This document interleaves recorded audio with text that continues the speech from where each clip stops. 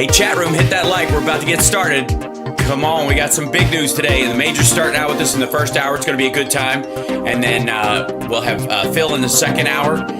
And if I can do it without destroying the world, I might even have them overlap as they do in the scene. We'll try. We'll try.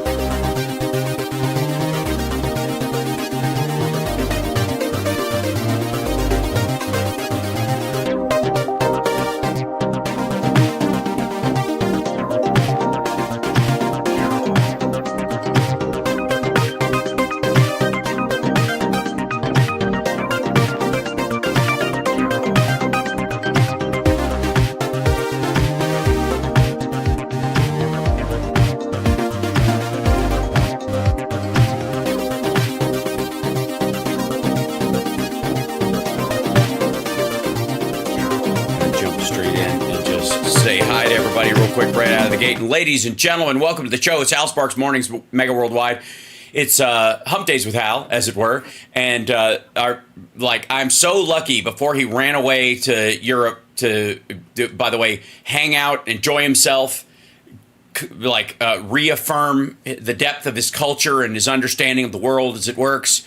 Major Ojeda is here, and we were just talking offline that while he's on semi-vacation, because we're in the political commentary world, we're never on real vacation, are we? That you're going to still be posting videos during your normal live time in the in the evenings, my time, and that are keeping people up to date on these issues or whatever. And then is it your co-host or your he's my producer. Okay. But he's going to he's actually going to run the videos that I send him about me traveling around Europe. And then the remainder of the time, he's going to talk about Project 2025. Great. So there will still be, stuff coming out of his channel. So subscribe there, both whether you use Twitch or whether you use YouTube. And that's your main ones, right? Do you go out to YouTube, all of them? YouTube and Facebook is what I really do. Oh, YouTube and Facebook. Yep. Gotcha. We got. I'm just saying, doesn't hurt to add Twitch to that. Yeah, I'm going to have to. I need to definitely do that. I need to open up more opportunities for people to pay attention. So yeah, You're right. Agreed. So, anyways, so glad to have you here right before you head off to enjoy it. I'm very jealous of the trip that you're taking. It sounds wonderful. I gotta say, since I started this show, I've never humped like this as a gig. Talking. I've done regular jobs. Let's be very clear. I've done construction, working for Main Street department stores when I was in Chicago, living with my dad. I had regular jobs when I was in high school and the like. But as a commentator, I'd be on Steph's show once a week, or I would do stuff, and then the rest of it I was doing what I do, acting and all that kind of stuff. But this thing, when you commit to that kind of programming, on a side note, before we get into today's news, do you ever feel that kind of dutiful anxiety that comes from, where you're like, we got to talk about this. I got to make sure people know that I'm on top of this, and I got, because a lot of people rely on your take and my take and, some of our compadres' takes on stuff, and you can't just leave them hanging, So, yeah. No, you're tether? absolutely right. You're absolutely right. And, it comes down to it to where, you feel obligated to be able to provide information to these people. I mean, this isn't just a a 2-hour show with house parts. I mean, to put this show into operation, it takes a lot of groundwork. It takes a lot of research. I mean, I watch videos and I read articles all day long. Me too. Just to be able to put up a 30-minute show every night. Yeah. And, you know, I like to think that the people that follow me enjoy the show.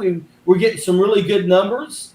But once again, I need to open up things like Twitch and things like that because, you know, once again, I'm trying to reach as many people as possible. I believe that our democracy hangs in the balance here, and I have to be committed. And to be honest with you, I would never be leaving to go to Europe right now, ever, if it wasn't for the fact that I was supposed to go in May. And 2 days before I flew, the guy that I was going to meet up with and travel Europe with got into it. He got really, really sick and ended up in the hospital for 3 weeks. Literally almost lost his life. Wow. So I could either lose my tickets and they're $1,300 a pop, or I could take them now. And I'm not going to waste $1,300. No, I think that's wise.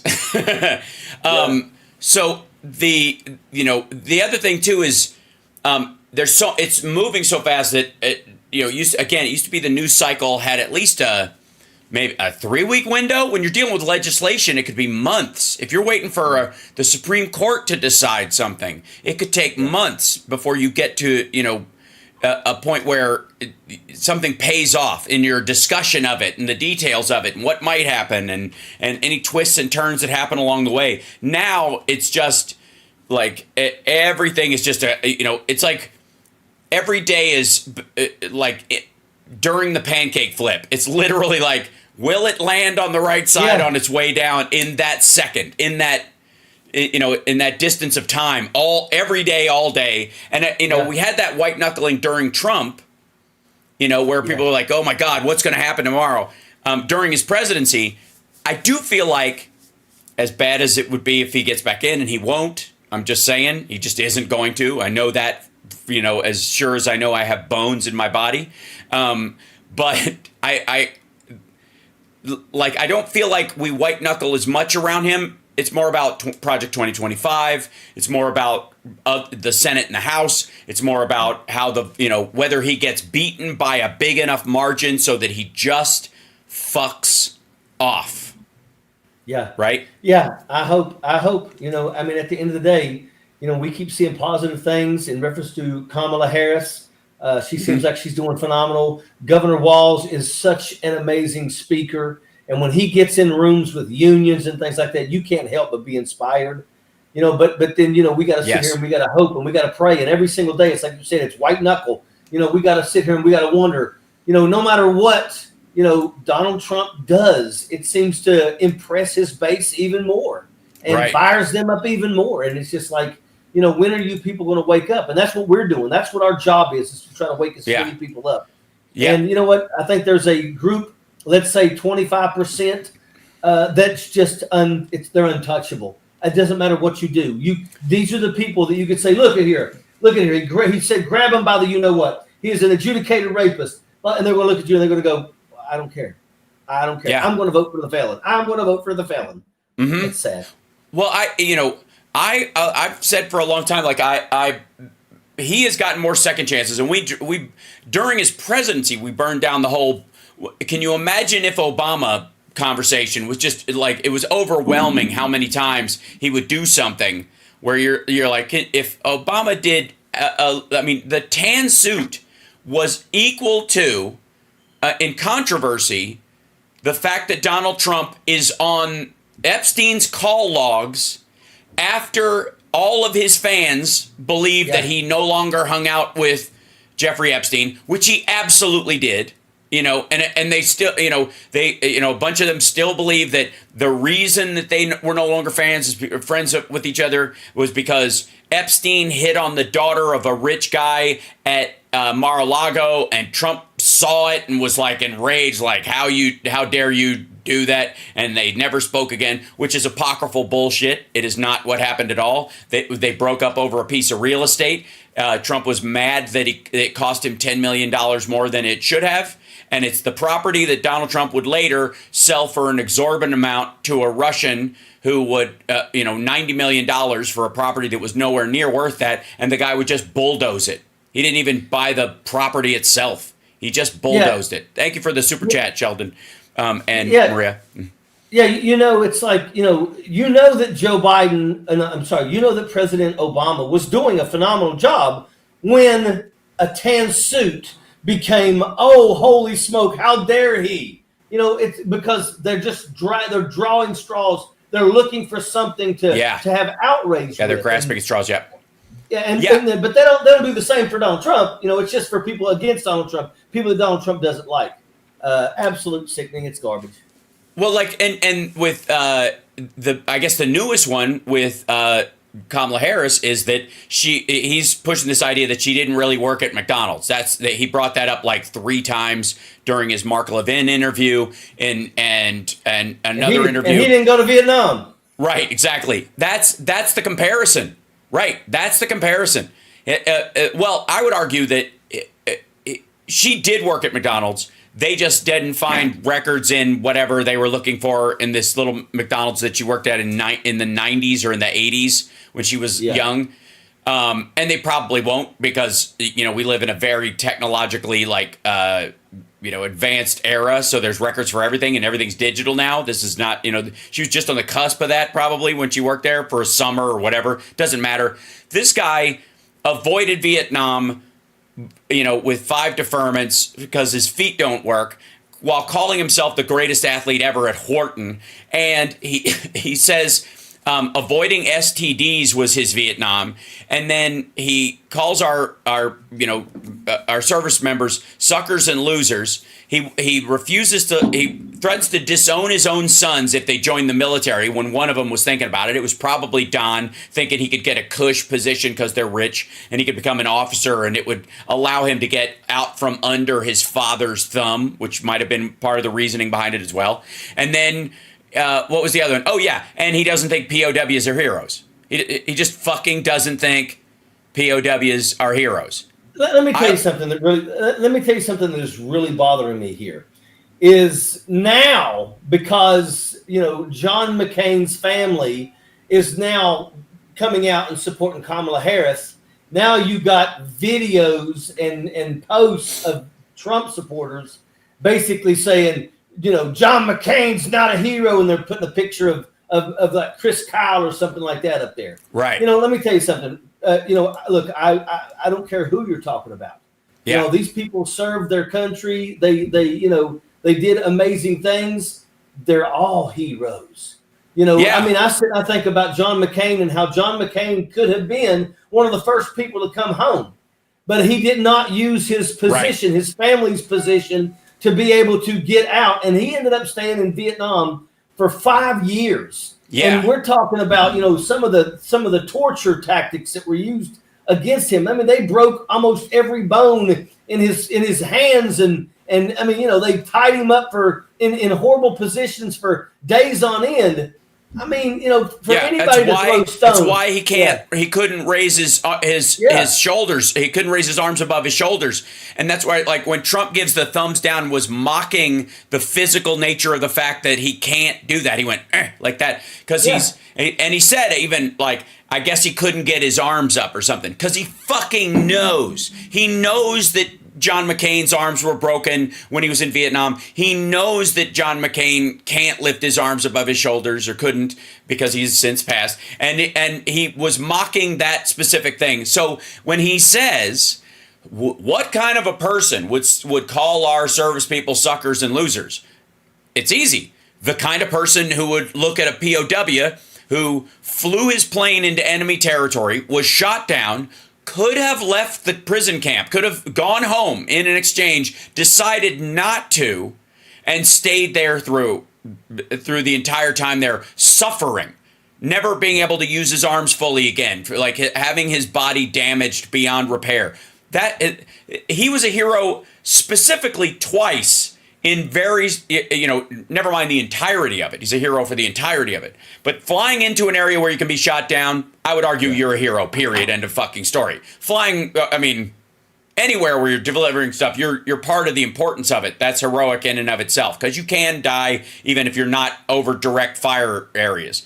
But he flew into direct fire areas, got shot down, was captured, and then could have gone home and didn't.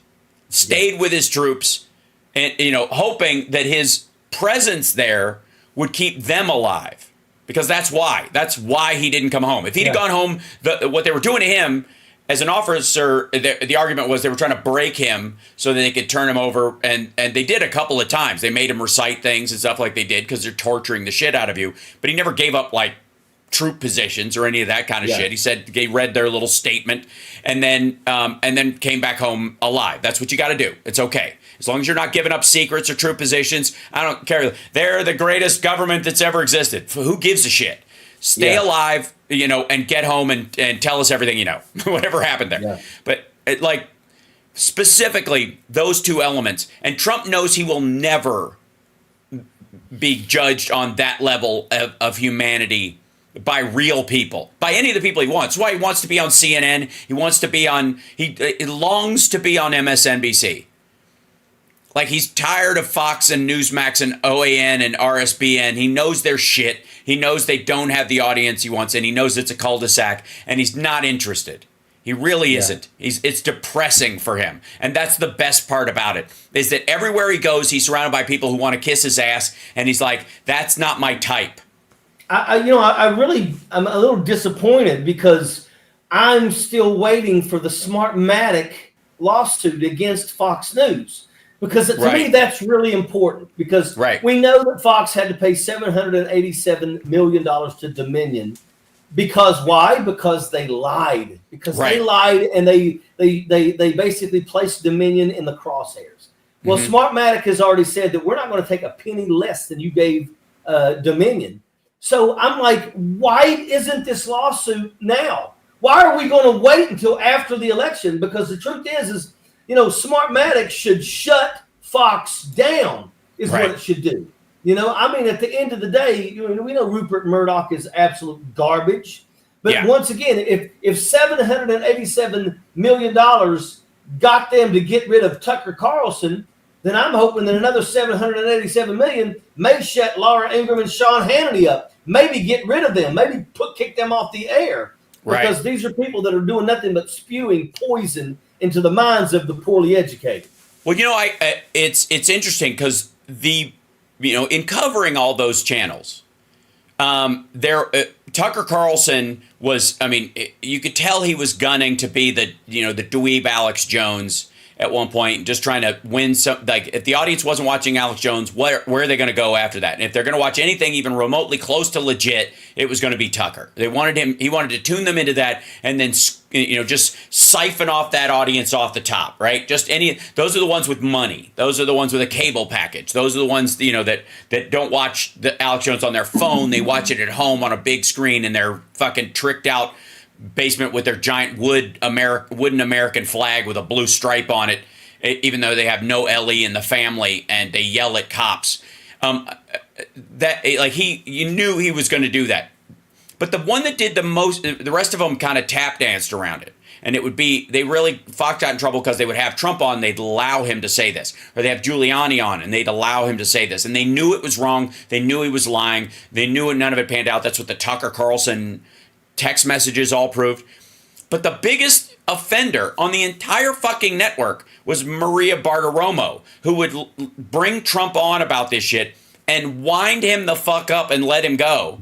I don't think there was a single show that I could find that had more clips that directly, pushed the big lie, that directly pushed the accusations Rudy Giuliani was making about, Shane Moss and Ruby Freeman, like not just they were stuffing ballots. Like, genuinely, these two women were doing this. What she handed to her was a thumb drive with fake votes on it. Like, that was all on Maria Bartiromo's show. And the only reason I can think she's still in the fucking air is because she's on Sunday mornings, and nobody in the mainstream, media criticism crowd watches that. They're all focused on the nighttime because that's where allegedly the ratings are. And she's on Fox Business, so she kind of is this. She straddles both networks, so they just kind of forget about her. And she's in this perfect perch to present all this bullshit, and got away with it effectively. She just got away with it, and it's amazing to me. I can't stand her. I cannot stand her at all. Yeah. You were mentioning Ruby Freeman and Shay Moss. Yeah. I love that now they're going after Rudy Giuliani's World Series rings, autographed baseballs, his cars. I love that. I think it's great. And once again, he shows us the type of person that he really is by trying to make sure that they get nothing. He's hiding everything from them, and he tortured them. That shows you what a horrible person this guy is. I want to see him go to prison. And I hope he gets his ass whipped every single day. I'm hoping that that's the reason why Steve Bannon is crying and begging the judge to let him out of jail. I'm hoping that they are punking his ass every damn time. I hope they take his fruit cocktail every damn day. I hope that dude is having a miserable time. Well, again, he's going to get a mafia welcome. There's going to be, you're going to watch for all the Goodfellas clips when he gets out right before the election, right? But as a delivery system, and by the way, somebody's saying, did y'all see the Carol Levitt video who went on News Nation as Trump press secretary who denied Trump has anything to do with Project 2025, but she was in the Project 2025 training video 3 weeks ago? Yeah, well, that's the thing. They're all in there. Trump is doing two things right now. He is running, maybe I'll see if I can find that quote. I'm sure you saw it, Major, where somebody asked him if he would veto a national abortion ban if it came across his desk. And he wouldn't answer it. He goes, I don't want to answer that. He literally said, I don't want to answer that because you don't have to have one. And what he means is I pushed it back to the states. It'll be the states. And hey, asshole, the majority of states, even the red states, are going to present abortion rules that are either unconstitutional by their own standard because they are overly permissible about looking at people's medical records and being between a person and their doctor. So all the freedom states are all going to have to reckon with the fact that their constitutions are more open and broad than the blue states even. So they're going to be, whatever that anti-abortion measure is going to be, even if it passes, probably not going to pass constitutional muster for the state. So it's going to get kicked out. And whatever it is, unless it's a total ban in those states, it's lower than what those people want. The people that sent him there to put Amy Coney Barrett on the fucking Supreme Court, those people want it all gone, 100%. And they're not going to be satisfied with 12 states having a 6-week ban. They want the end of it. And what they mean is, you kicked it back to the states, so Roe v. Wade is not the guaranteed protection. So somebody can get this through. And if we have the House and we have the Senate, we will pass this bill and it will get to his desk. And I don't care what the fuck he says, he will sign it and it will become law. There will be a national abortion ban. And he knows this, and he knows he will sign it. He knows he's not going to veto it because it would be the end of everything for his family, his wealth after his presidency. You want to talk about that? He's afraid of the guy who shot fucking Tiller is what he's afraid of right now. Because, it was a registered Republican that shot at him. So imagine one of these pro-lifers deciding this is the one area where I can make an exception. Well, be wary because there are things that they're talking about kicking down to the states. One of them is interracial relationship. So let me tell you something. And gay marriage.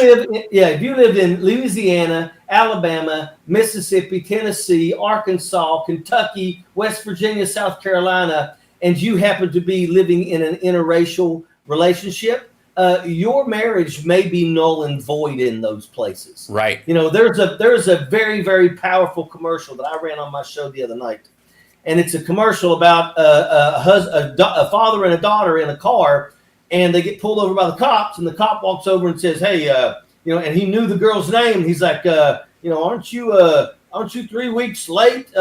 Step out of the car, and your GPS shows that you're going to an abortion clinic." I mean, the truth is that's the future that some of these people want in this country. Yep. And I honestly don't know why all of a sudden we've gotten to that way. I'm starting to think that you've got some people in high up places that are kind of worried that we may find ourselves in the same situation as China, where over the next 20 years they're going to lose like 600 million people because they have an aging population, and because of their one-child rule for so many decades, they don't have a generation that's going to take care of the elderly. Their elderly are just going to grow old and die, And I'm starting to think, is that what they want here in America? Is that what they're trying to do? They're trying to force girls into pregnancy, and there's nothing that you can do to get out of it. And here's the thing. The very people that are saying that 12-year-old needs to have her uncle's baby are going to be the same assholes that are going to call her a welfare queen when she signs up for food stamps to feed that child. Yes. And that's where we're at. That I agree. That they have they want these kind of brood farms. This this all goes back to like two waves, and I'm sure you witnessed it. I want to say late 90s and early 2000s. It really started to gain steam. On the one hand, the incel movement, the men going their own way, loner dipshits, the Nick Fuentes of the world, who like the He-Man Woman Haters Club that Trump became the king of. Because every woman in his life is transactional, has to owe him or he'll never have sex with him. Like there's no reason to. It's never based on love. It's always based on the affirmation of wealth or whatever. And he knows this, so he has contempt for women because any woman who won't sleep with him is a reaffirmation that he's not fuckable by anybody who doesn't need the money, and he hates them for that, right? So the world is divided in his mind between whores and women who make him take a good look at himself, which is he can't decide which is more offensive. But there was that he's sort of the king of that incel movement, and then there was the quiverful. Because I sort of in line with that was the guys who could get laid and could get relationships started this quiverful Christian, have a lot of babies. The Duggars were a part of that. And famously, Josh Duggar, the head of the Duggar family, and they even had like 18 is not enough or whatever it was, show or like that reality show, got busted for child porn and all kinds of stuff because, again, I've always, I used to have this thing about dating where I was like, I had red flags with the women that I dated that I could tell who was worth a relationship by how they referred to the subject of kids. Because I was like, if she wants a baby, she wants a puppy. If she wants children, she's a fucking lunatic. She's like the child sniffer in Chitty Chitty Bang Bang. I just want children. Like, who talks like that, right? So obviously she's a crazy person. I dress them all up for you to see them when they come home. You come home, there's corpses at the dining room table, and I found she couldn't have kids, so she dug them up into grave sites and posted them and you come home like some fucking M. Night Shyamalan movie. All right, if she says children, and if she wants kids, she's normal, right? Because kids means I want to have a baby that becomes a kid that turns into an adult like a normal fucking person, right? I wanted a woman who wanted to have kids, not a woman who wanted children or a baby. And they all are the people who want children and a baby. And these guys find women like that. And the guys are like, crank me out a bunch of babies. I don't give a fuck what happens to them. If they mouth off, swack, And those two things moved in parallel right as the Tea Party was coming up. And that is the crowd we're dealing with. The moms, the stay-at-home trad wife moms are the QAnon women. Yeah. They're the same fucking people. That's who that is. That's who is on the fucking internet all day long thinking there's child trafficking going on, right? That's the biggest problem, not to, endangered our children and not school shootings, which they are statistically way more probable to experience, right? Or just the terror of having to prepare for one, right? That their kids have to go through now. That's something they actually, instead of dealing with that, there's this idea that, eyes wide shut elites are going to, snatch up their fucking kids, right? And that's the same people. And the ones that are still in the relationships are just the J.D. Vances of the world, right? This utter contempt for the women that they have in their lives because they're supposed to crank out these kids for them, which would be a disgusting behavior if they did it, right? Yeah. And it's so fucking odd. It's like, that's who that group is. Yeah. Yeah, J.D. Vance is the guy that has a child and then all of a sudden assumes that he knows what's best for all parents and that everybody should be having kids. Right. This guy's the most awkward. I think that by far he is the worst vice presidential selection pick to ever be selected. Dude, period. Absolutely. He's embarrassing. He's embarrassing. Yeah. So real quick, this is an article I'm going to stretch you out because you're there. You go. And Chuck. There you go. You deserve to. You're a huge man, towering inferno. Look at the heat. Look at the heat on that guy. Right. Heat pants now. Right. So, see, I like even more because you can quote, so I married an axe murderer. So this article, it's interesting that you brought this up. Excellent segue, by the way, into our actual stories this morning that have come up. Is an article, I believe it's primarily, anyways,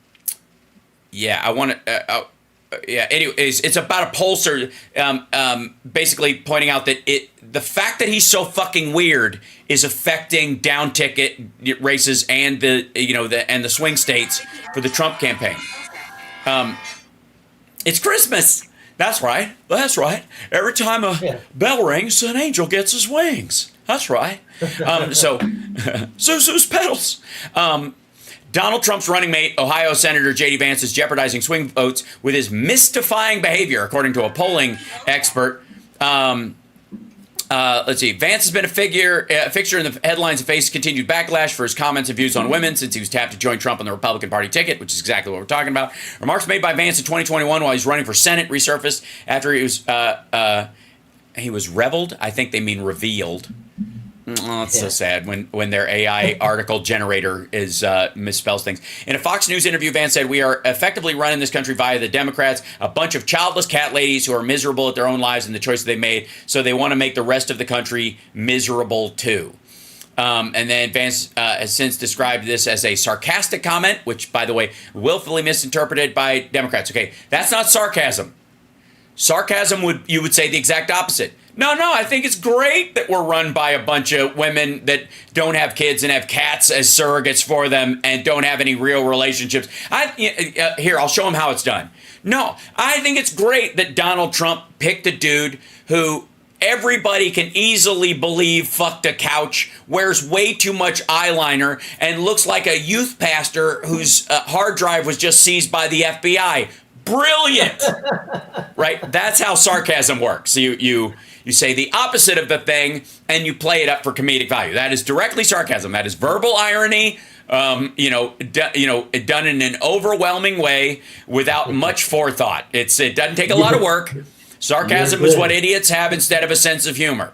What most people think is what most people think is sarcasm, they really mean verbal irony, and that's fine. That takes some thought. That's what I just did. But sarcasm is just like, oh yeah, that's brilliant. When something clearly is stupid. That's sarcasm. Okay. No, what he said was nowhere near sarcasm. That has nothing to do with sarcasm. Like he's just being a dick. That's what he means. I was just being a dick, and that's what Trump means. Well, actually, when Trump says sarcasm, he usually is covering up something he said in earnest. But don't you kind of see how like ironic this is? That normally the last thing you would want to do in politics, I don't give a crap if you're running for office. If you're just a politician, period, you should never say things that alienate a group of people, because that's a voting block that you may do yourself, damage. And for him to say those things, and that's the problem is in this day and age, in the world of the Trumpaloons. It's the more slurs that you sling, the better, or the more radio time tough guy. You're a tough guy. Yeah. Yeah. I mean, I just don't understand how you can say these things, and in the world of Trump, people love it. It's like they want to watch you be the worst version of yourself, and they just think it's hilarious. And that's when you realize we're talking about the poorly educated. That literally, think that a who farted joke is, brilliant. It's presidential. Yeah. Right. Yeah. Well, here's the thing. I think a well-placed who farted joke is key to everyone's comedy toolbox, especially when you have a president that, a former president who literally shits his pants during a debate. 1:16:40, people, go check it out. 1 hour, 16 minutes, 40 seconds. Donald Trump shits his pants during the debate with Joe Biden. I caught it on film. We all marked the point. 1:16:40, 100%. So, but the issue that this, as a touring comic, especially when I was young and I was a feature act. So I would just run around doing a half-hour opening for, national acts. There was a lot of stuff where I would notice there were certain guys, especially the relationship and family comedians, who bitch about their wife and kids, right? That was the gig. And by the way, there were female comics who would bitch about their husband and kids. Same shit, same jokes, mildly different point of view, but basically what you're really doing there is you're allowing parents who are overwhelmed by the stress of being a parent, or family members or people in a relationship who are overwhelmed by the stress of that, to let off steam by hearing that other people's relationships suck too, that this is their response to it, and that they're still together even after one of them blew up. That's what that's for. You go to a comedy club and you let that steam off, and then you go back and you don't, you're not sitting at home the next week surrounded by corpses. The children and I are having Thanksgiving early, right? It's to keep people from snapping. So, it's fine. But it's the laziest fucking comedy you will ever see. Because it's a lot of, am I right? What in the world? It's crazy. Like, that's basically the punchline for all this shit. And that's the people who love Trump, and he talks just like me. And he says and if you'll notice, Trump increasingly is using exactly those shit punchlines from the late 80s, in what was the comedy, the stand-up glut. The guys who didn't really think out their bits, who were just like the mean Seinfelds. What is the deal with that? What is this for? Trump is going, these people, they're crazy. What they're doing, it's unbelievable. It's I can't believe it. Who would do such a thing? What? He's basically like a shit. If you took one of those 80s comics after their career ended, and they were just bitter and shitty, and they never even tried to joke anymore. They just had the same gripe, but with no punchline, for the aid of no one, just being a dick. That's Trump, and that's who he appeals to. And when he's being funny, according to Joe Rogan, that's exactly what they mean. He comes out and does that kind of fuck you humor to people who should be close to you. Now, the big question is, and this is where, and we got about, we're good. Philip Bittner's going to be joining us in the second hour. Everybody, you're watching Housemarques Mornings, Megaworldwide. Major Ojeda is about to go on vacation, but he will still be providing content on his channel. So follow him on his Facebook page and on YouTube. And also, turnleftpack.org is the organization. All the links for your shows are also there as well, right? I'm not sending people down. Yes, yeah, and also, the turnleftpack.org. You can also go to Facebook and YouTube and follow Turn Left Pack. Because that's also where we're going to be putting up a lot of Project 2025 stuff. Excellent. Okay. So one of the things that CNN is reporting this morning is that the Biden administration is about to officially accuse Russia of a sustained effort to influence the U.S. Election this year. They did it before. They know for a fact they're doing it. They know how they're doing it. They're way better at tracking the money. Crypto is no longer, the pure path to paying these assholes off, that whether they're on Rumble or any of these assholes, or, sending money through super chats to create audience capture, which is one of the things they do on RSBN. What the fuck is RSBN, a real network, getting super chats for? The reason I get it is because that's how the station is sustained. Same with you. This is how there is no network paying me a paycheck to do this show. There is no Soros check, no matter how much these motherfuckers want to say there is.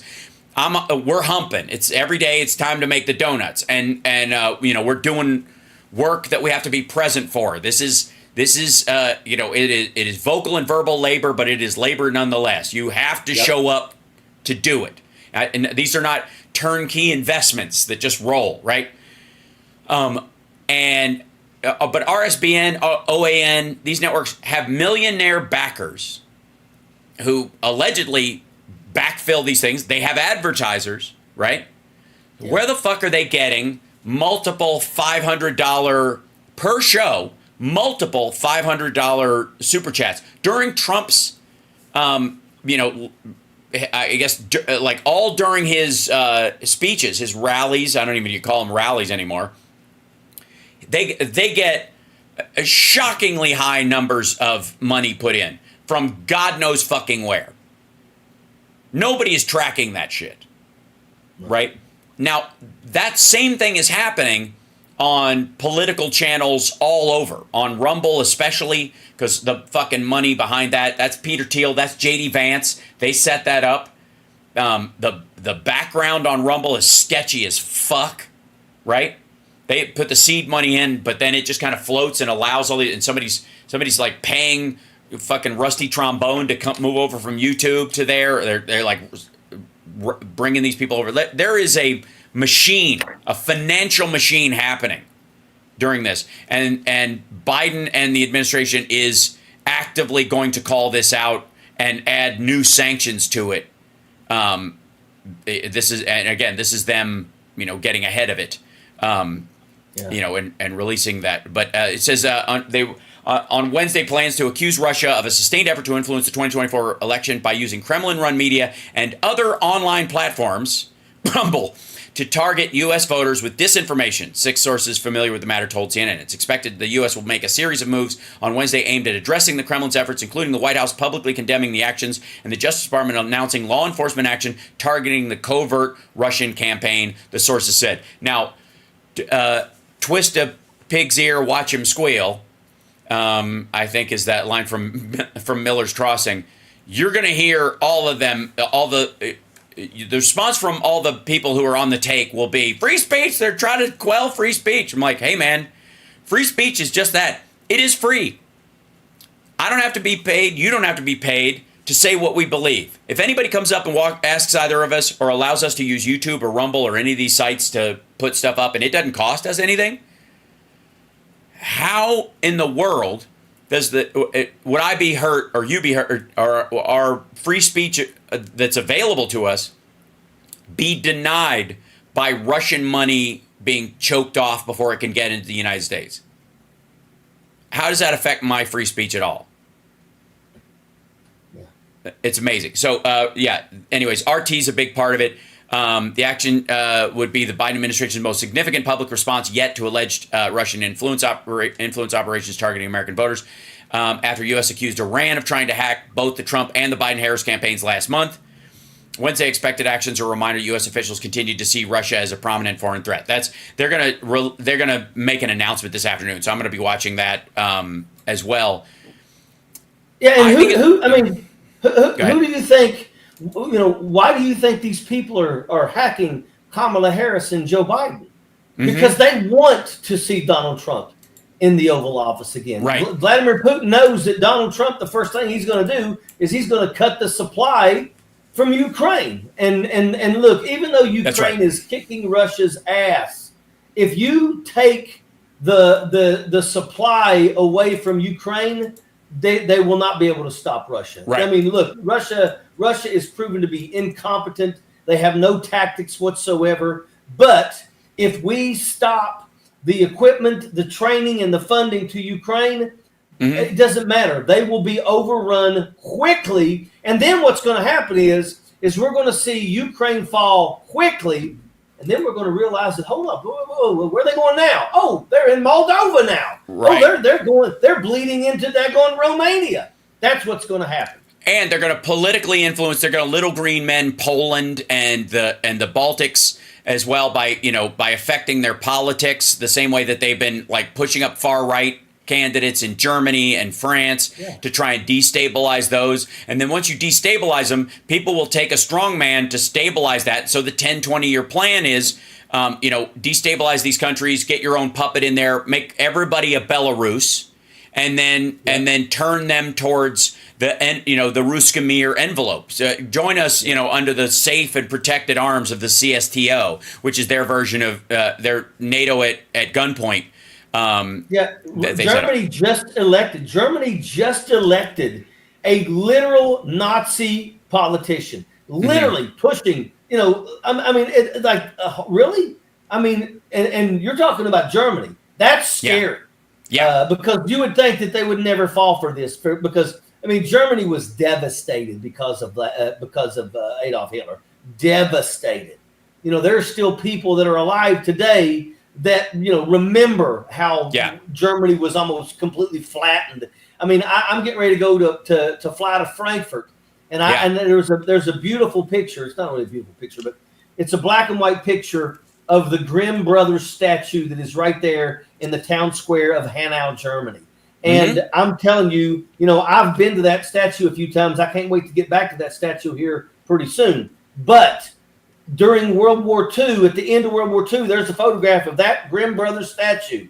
And around it, everything is completely razed to the ground, just destroyed.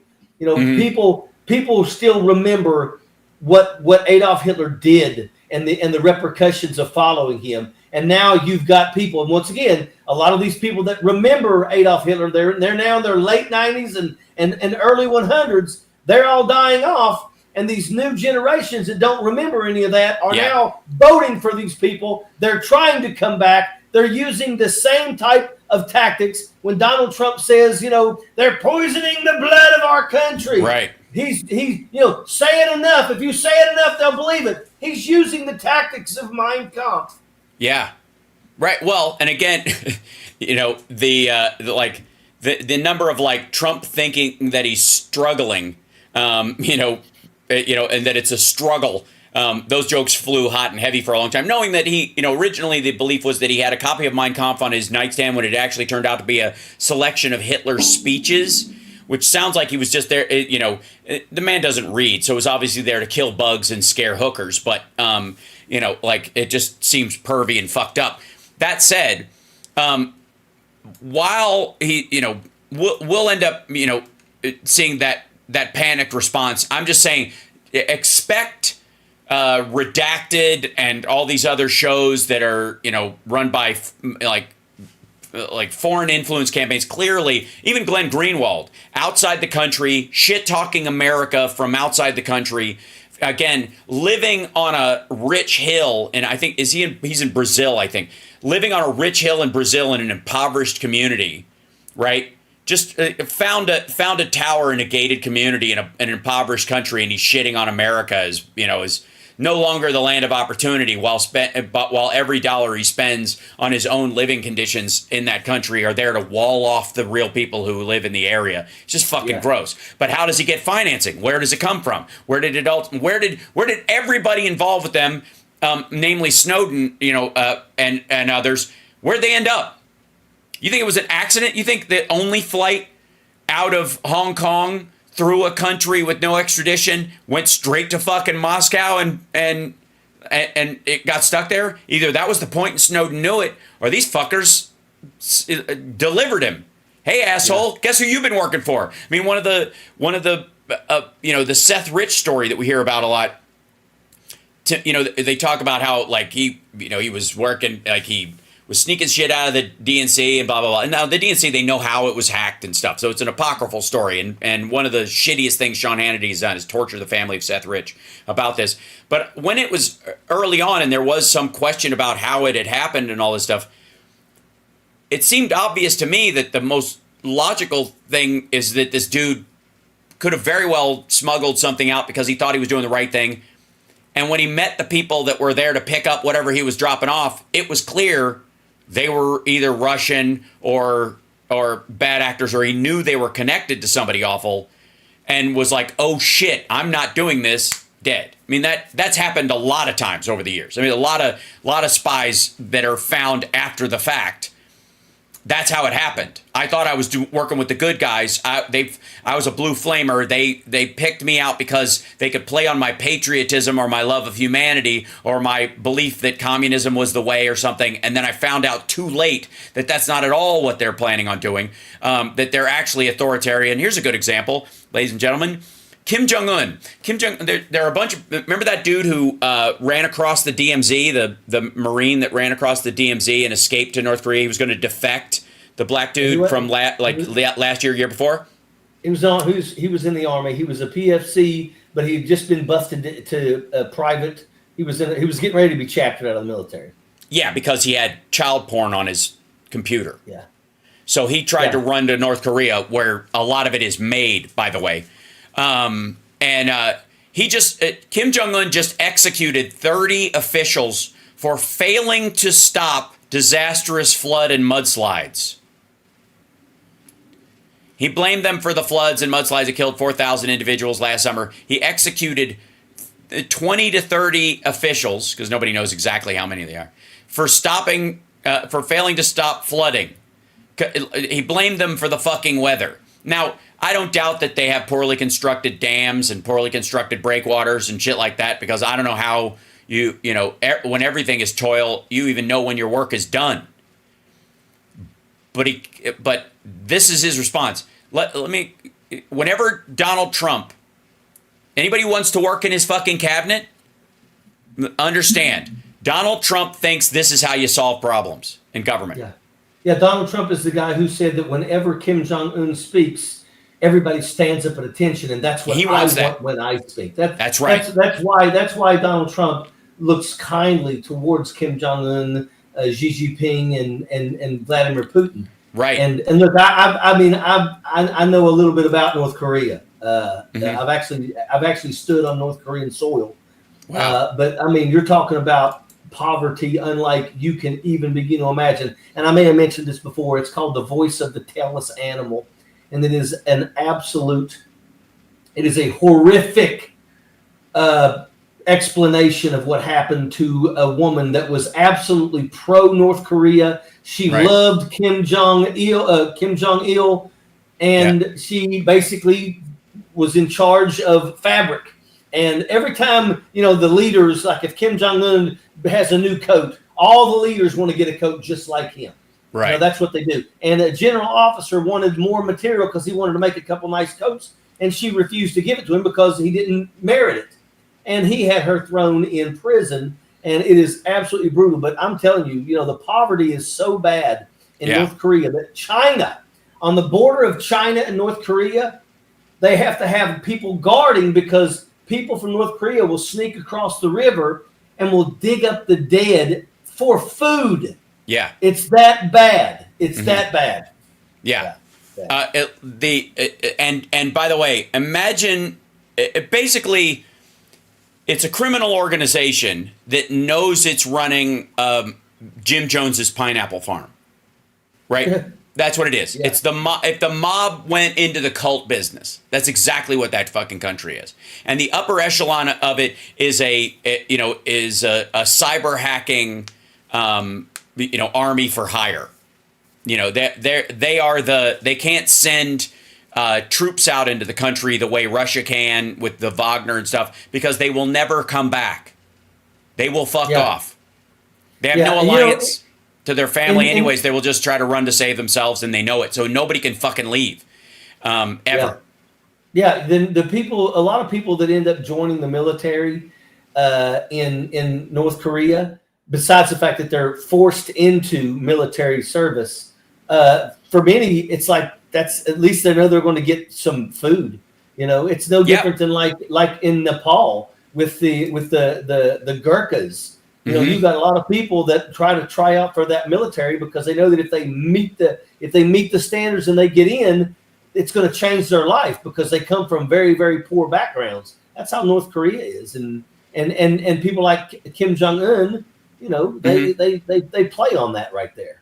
Right. So and sort of on a sideline story related to sort of like obviously China's relation to all this. So the Biden administration, it's interesting to me that during the Trump administration, Trump could not stop kissing the ass of all three of these guys. Yep. Xi Jinping, Vladimir Putin, and Kim Jong-un. Like these guys were like central casting. Nobody could even play these guys. Now, let me be abundantly clear. Kim Jong-un murdered his way to the top, killed his family members, and he's in, it's a hierarchical, monarchical system. So you just kill your way to the top. And if you're willing to do that, it doesn't take any fucking brains. All you have to do is be the most vicious, and you will be that guy. Because if it wasn't him, it would be somebody else who was just like he is now. Like that's how that works. That system favors the most murderous. It's not that he's the smartest and that's how he did it. It's just that there is no other. That's the only way leaders come to power in that country, right? Is that they kill their way to the top. Vladimir Putin, semi-similar to that. And Xi Jinping, was a princeling and then became, chairman of the CCP, and then just kind of extended the politics of it because everybody wants to play nice and they got scared of him, and he started bugging people out and basically headbagging them, and they just vanish or they get tortured, they get sent to a re-education camp like Jack Ma did. So, but none of them are doing it because they're smart. It's just because they get a jump on the other awful person. You know what I mean? It's like 3 serial killers, 3 cannibals in a fucking rowboat. One of them's going to be alive at the end, right? He's going to have a couple of bites taken out of him, but he's going to be the guy that makes it. It isn't because the other 2 guys were nice or the other 2 guys were stupid or whatever. It's just their strategy to be the last cannibal in the boat didn't work. That's all it is. Yeah. Anyway, so the story that comes out, so this idea is that Trump is always kissing the ass of Kim Jong-un, Vladimir Putin, and Xi Jinping. And specifically Xi Jinping, even now, I would love to have a great relationship with Xi Jinping. He keeps saying that. Same thing about Vladimir Putin. Mainly because he views them as money sources. He knows that if you're going to get a building made, and all this stuff settles down and goes back to some bullshit version of normal from the 90s that he thinks still exists. I don't know how the fuck he thinks it's going to happen, but that's what he thinks. That they've got the money to give him to build a building. Give me $1 billion, $1.5 billion. Let me build a building with my fucking name on it, and that'll help me get the money to build other buildings in the rest of the world. Meanwhile, the Biden administration, who's supposed to be in the pocket of China money, that whole Comer bullshit, supposed to have control and all that shit. There were Chinese police stations operating in the United States and in the UK, secret ones in major cities that were extensions of the actual Chinese government that were spying on American citizens of Chinese descent who have family in China and Chinese expats who live and go to school here, basically keeping track of, whether or not they're being pro-democracy advocates or they're helping out with these things, or coordinating spies, quite frankly, like the woman that went after Swalwell and got caught, right? Because like the Fang Fang thing was an influence campaign, okay? The FBI notified Swalwell, hey, she's a spy. This is an influence campaign. He and his campaign cut all ties with her, and she went back to China. We haven't heard from her since, right? That's what happened during that time. But some of them were still here for a good long while, all during Trump. And it didn't come until the Biden administration could start digging down into this stuff. They didn't start catching these folks because it was such a backlog. So the story that broke today is that a woman that worked as a deputy chief of staff in the governor's office in New York, worked for Hochul, worked for Cuomo, was an active Chinese spy. That she, this is Hochul's statement, I'm furious and outraged. I'm absolutely shocked at how brazen her behavior was. It was a betrayal of trust. We've been working with the Department of Justice in this investigation. Hey, there's Phil in the background. Hi, Phil. We'll be with you in just one moment. I've been working with the Department of Justice in this investigation. We'll continue to make sure that all the information out there is revealed and that justice is served. This woman worked, this is her, Linda's son. Her brother, I believe, was also played a part in it. There's a huge amount of money involved in this. Let's see. The individual. Let me see. I have another. Yeah, here it is. She became a Chinese spy for cash and salted duck. I'm gonna because I hear alarm.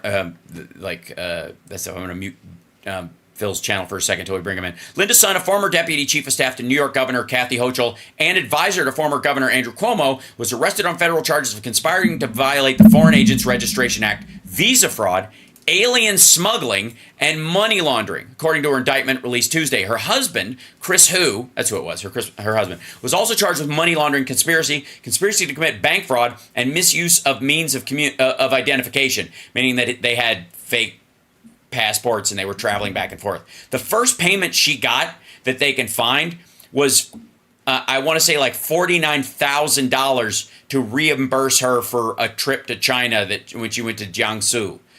And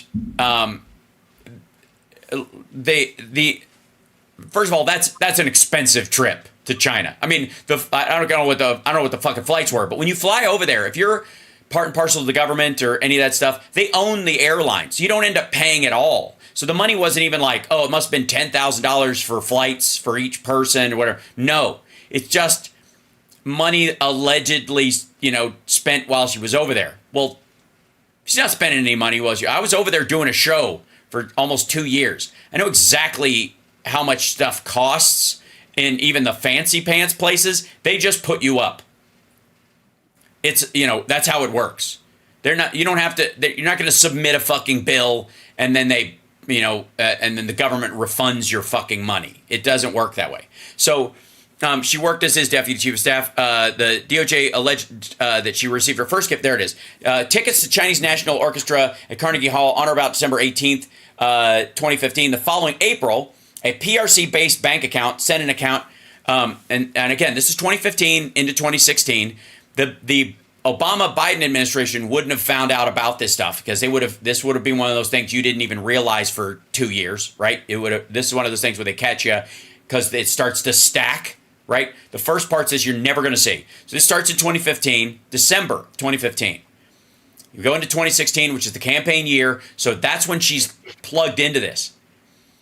They sent her and her husband $47,895 as a payment for traveling when she went to Jiangsu province with a work colleague while employed by Global New York.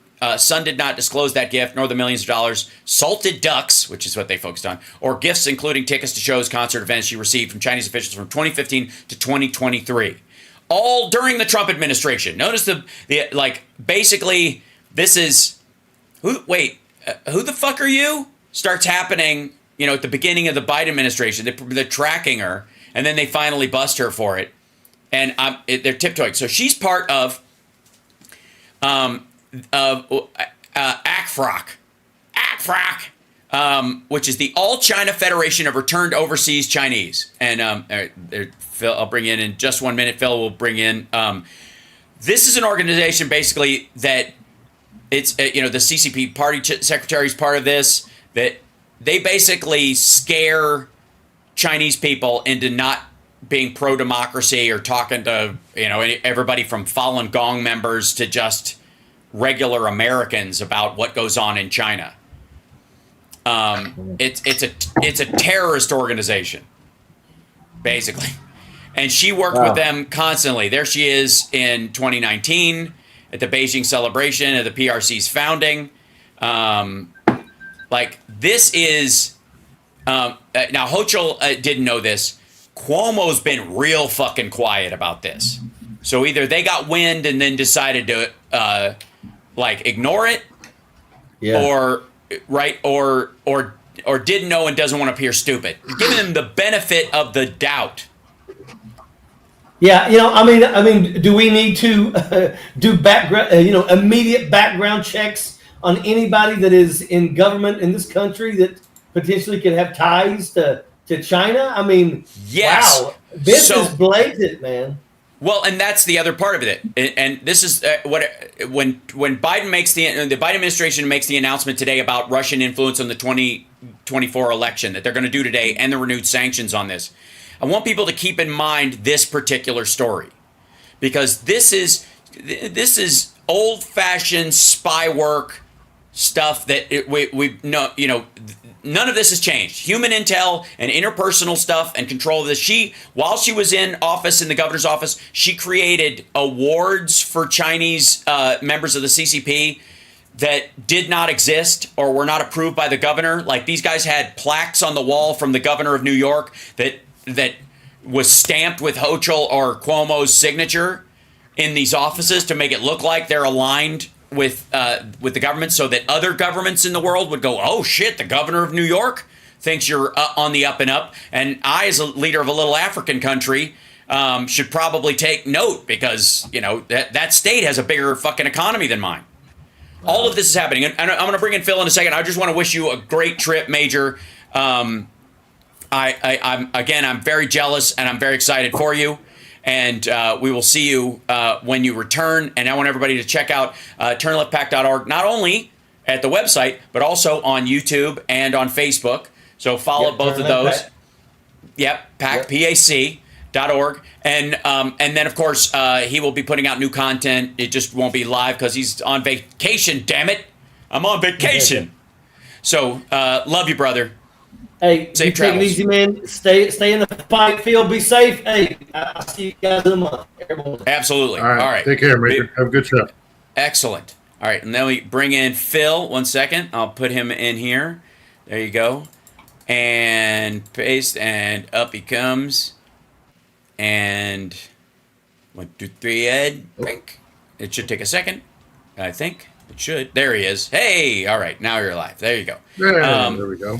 Well, welcome to the show, ladies and gentlemen. Philip Ittner, Ittner Philip on Shitter and on he's on Threads and all that kind of stuff, but also host of On the Edge, the podcast that he does directly from Kyiv, and a budding influencer of his own right. He's one of these up and coming whippersnappers on this thing called YouTube that's really making a splash. How are you, first of all, because we all worry about you when we hear about the attacks on Kyiv. Catch us up, and then I've got a bunch of stuff for you today. Oh, my God. Do you see what I'm pointing at here? Yes. There are no lights around her, are there? What is that? There are no lights. Yeah. So we are on battery power, so bear with me if I suddenly lose my ring light or something like that. I think I've got enough battery power to make it through an hour or so. Right. But regardless, we have been getting regularly attacked in Kiev. Very bad Monday. Yesterday was not great. This morning was not great. Could have been worse. Could have been in Poltava, where they hit a military academy and in a single blow killed, last I checked, the body count was 41 dead and around 200 injured. That was in a town called Poltava in kind of south central Ukraine. Overnight last night, Lviv got hit, and I think the body count there is 7. Using a hypersonic missile, apparently for the first time in Lviv. They continue to attack power grid installations around the country, so still trying to deprive us of electricity. But yeah, they are stepping up their missile attacks lately. So it's been more fun courtesy of the Russians. We got some internal domestic information, domestic news in Ukraine. There's been a big reshuffle. Shuffling of the government? Yeah, Zelensky's cabinet is being reshuffled. The big announcement today was that the foreign minister, Kuleba, has submitted his resignation. That follows on yesterday's announcement of, I believe it was 3 cabinet officials, including the guy in charge of strategic interests. There was environmental, the minister in charge of environmental affairs, the minister for strategic industries, and the minister of justice. Also headed on out. So a couple more other minor members of the government, a deputy prime minister, and the head of Ukraine's state property fund. They also resigned. Right. So it's been, it's been you don't get the sense that it's a panic or that it is some sort of emergency thing. The rumor mill is simply that Zelensky is bringing in some new blood. But could it have been some sort of pressure on the president himself? Too early to say. But to lose so many heads, people in high position in the government, it's cause for concern. I mean, but I wouldn't say it's cause for panic. No, not at all. I wouldn't doubt that you have, especially in a prolonged conflict like this, that you'd have a turnaround in a an administration regularly on this time scale almost anyways, much less during a war, right? And where other people may, quite frankly, have been initially brought in because they were more suited to peacetime and doing these kind of gigs. And then it turns out that the people below them that have been dealing with the war, how do you gather grain and ship it while you're being bombed is a different skill than how do you maximize yields in peacetime. And so there probably are in a lot of these areas in the agricultural, environmental, dealing with the electrical grid and shit like that. There's a more sort of whoever the fix-it approach is, whoever that was delegated to, more than likely, it might be better suited, who actively was involved in that shit, might just be better tuned to run those things under war and have been doing it kind of anyways. It's not, because we're not talking about a swap of generals. We're not talking about, him tossing out his war advisors, especially now. And there was a report today. Right. And it's also there wasn't a build up to it. Like there was no long standing dispute that was spilled out into the public arena, or that there was all this talk of there's massive tension within the government and people are sniping at one another and attacking one another. No indication of that whatsoever. If it was happening behind the scenes, they kept it very, very quiet. But it is, look, I've spoken to a lot of people who are in government here in Ukraine, and there is a sense of let's not say anything publicly, let's not cause any disharmony, because we need to all stand together in this time of war. There could have been disputes behind closed doors, and it just was time for some new blood. But it wasn't this massive buildup with public disputes and somebody's taking this position or somebody's taking that position and they're at loggerheads, and so the boss just kind of says out. That there was no indication of that. So it also could just be exhaustion. Yeah, that's what I mean. People are tired. People do that anyways, even in an administration where things are running well, where there's normalcy. It can be exhausting. So yeah. So all of that's been going on. So fighting is not the same as it has been. The fighting being, there's incremental gains and losses in the Donbass. Kursk seems to be solidifying. Zelensky has said they're going to hold on to it. They're going to hold on to the Russian territory they've taken in Kursk indefinitely. I think was his word. Yeah, he said definitely. He's going to the States. I think it's in a week or two. 10 days, 2 weeks, I want to say. Roughly something like that. And he says he's going to be carrying with him his plan for, for continuing the war, that he will take directly to President Biden and, show that there is a course, that they have a plan. Yep. Of course, we're not privy to it, nor should we be. Right. But he does say he's taking to DC some sort of plan to, if not in the war, to how they intend to continue to prosecute the war. So right. Yeah, I mean, and also a winning plan if they have, because I gotta say, after the Kursk offensive, I think that the shift in tenor that I saw both in the Russian mill bloggers and other people, just the shock that came with it, was very stark, very obvious, and I can see where they would go, okay, we're capable of doing stuff around this, that Russia has these red lines that they keep talking about. Lavrov said today, America knows what our red lines are. Don't joke about our red lines, which sounds like somebody who doesn't actually know what the fucking red lines are would say. Because you would just, saying you know what our red lines are. It sounds like people in a bad relationship having an argument. You know what you did. What did I do? It's not. It certainly is not in the realm of obvious diplomacy, and it's also not clear that Lavrov knows what Putin's red line is, or even if they have a way of prosecuting those red lines.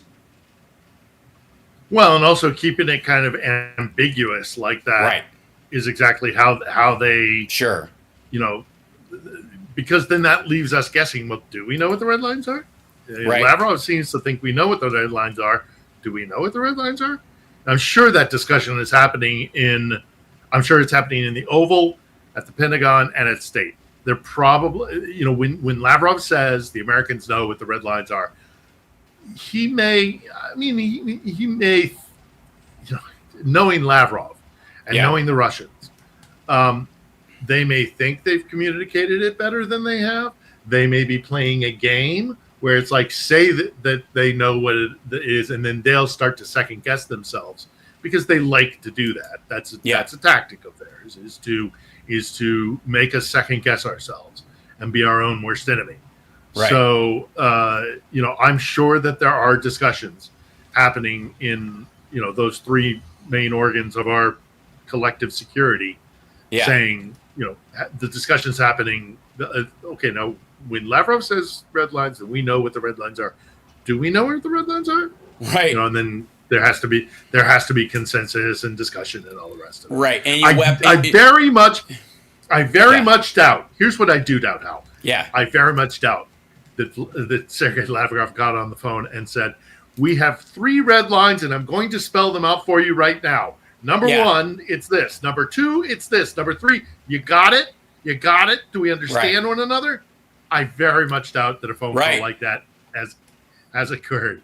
Sergei Lavrov is a very, very slippery fella, and I don't believe for a second that they typed it up and said, "Okay, these bullet points are our red lines, and don't cross them," because they like to confuse us. That's true, and we have to figure out how far we can go, and that actually they know we will err on the side of of caution because of what again, it's like the NATO not 1 inch of territory. We know what the lines are with NATO. You attack a NATO country, an attack on one is an attack on all. That's Article 5. Pretty fucking clear, right? I guess Article 5 of CSTO is we're going to subvert every country in the world under the table that we possibly can, send Wagner mercs and fake, soldiers posing as locals. We're going to spy on everybody, and if you try and stop us, we'll depose your leader and put somebody in who will help us. That seems to be their version of Article 5. If you don't, if all don't help us attack, we will attack that one. It's like this weird inversion.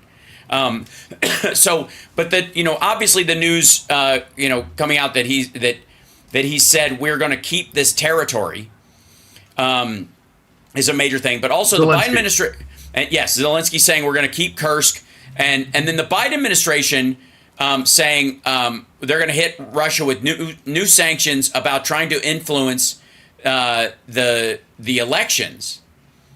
There's something fascinating about how the news is covering this. So here's the let me show you this. This is the MSNBC's kind of article on it on their website, on their live news, and it says Biden administration hit Russia with sanction over efforts to manipulate U.S. opinion ahead of election. Okay, pretty straightforward, pretty clear. We're going to hit them with sanctions, and we're going to do this, because we like it, and it's Russia overall. Sorry, I'm going to shrink you down and move you around so I can actually see all of your head.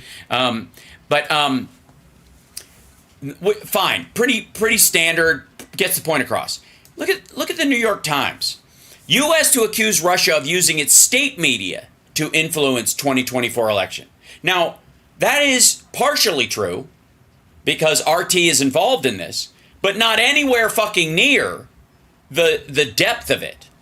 The point of this is that they are going after specific, influence schemes by the Russian government, pouring money into the United States through, fucking either super chat capture on the low end or direct payments to, the Jimmy Dores and Lee Camps of the world, and certainly the Scott Ritters of the world, getting them on those shows by, I get a spike in super chats every time I have this guy on. Therefore, right, that's the reason I will continue to have them on. Well, those are artificial spikes, and they know, so they're buying their way, their client, voice box onto that show. But the way the New York Times handles it is as if, like, the U.S. is accusing RT of shitting on America. That's not it at all. When you dig down, obviously, Actually, I think I find both of those headlines to be incredibly weak sauce. Yeah, well, this is definitely generic. They're not. Yeah. It's path of least resistance. Let's not be hyperbolic. Let's not. But they're not trying to influence our election. They're not trying to manipulate public opinion. This isn't a group of lobbyists. This is a psychological warfare attack on our body politic. This is an attack. It is not manipulation. It is not an attempt to influence. Right. That is not it by half. Yeah. This is a concerted psychological warfare and information warfare attack on our body politic, including not just into the election itself or into the electorate, but they are finding useful idiots. They are getting compromat on people. They are throwing around money. They are threatening people. They are beating up fucking people and having them fall down flights of stairs. Like, Jesus Christ. That kind of stuff. This isn't just some sort of like, the Israeli lobby. Look what the Israeli lobby does in D.C. I don't like the Israeli lobby. I don't like the Saudi lobby. I don't like any foreign influence in our electorate. Right. But that is something that I can just go, well, that's them trying to exert their interests. This is not that. What the Russians are doing is not that. Right. The Russians are attacking us with the intent of sowing the seeds of civil, well, they'd love a civil war. Right. They're not going to get one. Civil conflict, or they're not going to get one. At least I damn well hope they aren't going to get one. I would be, a lot more would have to happen before they could achieve that aim. Right. But they'd have to. We're many steps away from that. But they are not doing this. They are not just like, oh, we're going to go and meet with a senator and tell him, we'll make sure that our next factory overseas will be built in your state. They're getting compromised. They are going and saying, if you do, and then in addition to that, they're influencing the electorate with lies and taking advantage of every single division that exists within our country, not only with the intention of manipulating the election, but also with the intent of doing very serious damage to the order in the United States, to any kind of union. They're trying to destroy our union. It's an attack, and it is calculated, and it is meant to do serious bodily harm to our body politic. It's not. This isn't a game, and those headlines are way underplaying the severity of what it is they're doing. They've got, whether they know it or not, they've got, in particular, a bunch of GOP politicians dancing to their tune. Yeah, and that's going to affect the future of our country. These are the guys who legislate law. They run our federal government. They're in the Senate. They're in the House. They're in, potentially, if Putin's puppet gets back in the Oval, which we all hope he's No not going to do. puppet. Neither, No puppet. You're the puppet. No, not the puppet. No You're the puppet. Puppet. Yeah, The like puppet, the puppet. I'm not weird. They're weird. They're weird. We're not weird. They're weird. Like it's like he has devolved into the grave. The grade school bully he always was. And by the way, you're watching House Parks Mornings Mega Worldwide. I have a new podcast also, the House Parks Podcast Mega Worldwide, where we're taking clips of the show that work in audio and turning them into that. So House Parks Podcast Mega Worldwide, wherever you get your podcasts, is available. I'm just saying. And it's doing pretty good. So give me a review and all that kind of stuff. All those things help immensely because we're just starting off.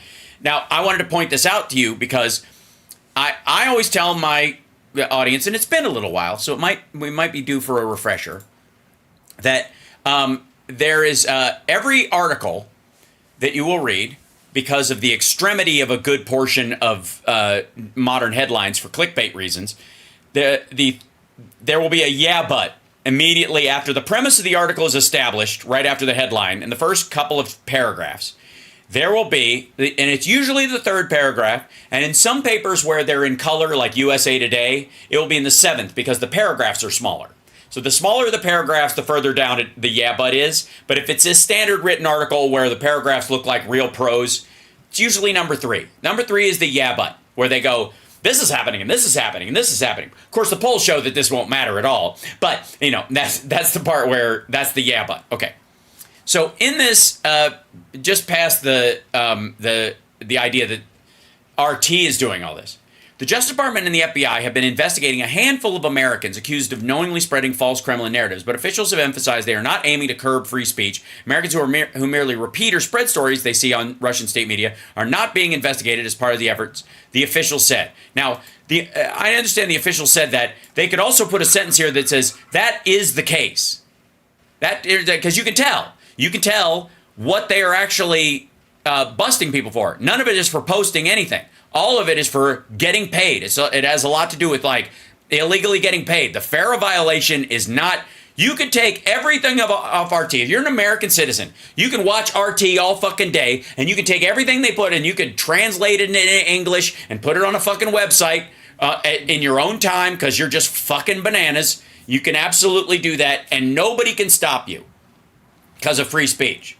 But if RT pays you to do it, that's a different game. That's not free speech. That's paid speech. And now you are paid by a foreign government, specifically state media of a foreign government, to convey its talking points to the American people under the illusion that you don't work there. Now, as an American, can you go work for RT and have a channel on that's available on YouTube that says this is an RT channel? Yeah, you can. You got to register as a foreign agent. You got to do all that because you're going to get a paycheck from a sanctioned country. But you can do it because of free speech rules. But you have to admit that you are working for the Russians.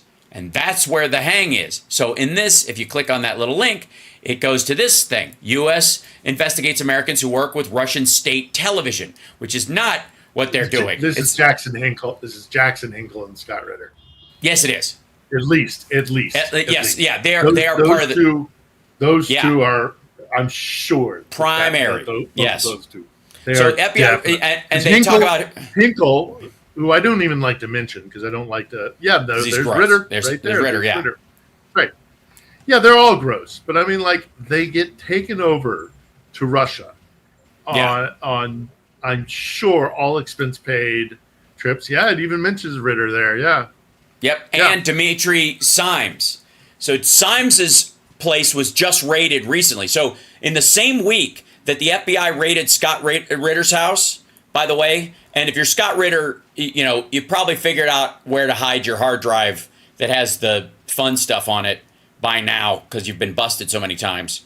But Dmitry Simes was an advisor to Trump, and there was this like early morning searching of a piece of property in like Alexandria, Virginia, I think it was.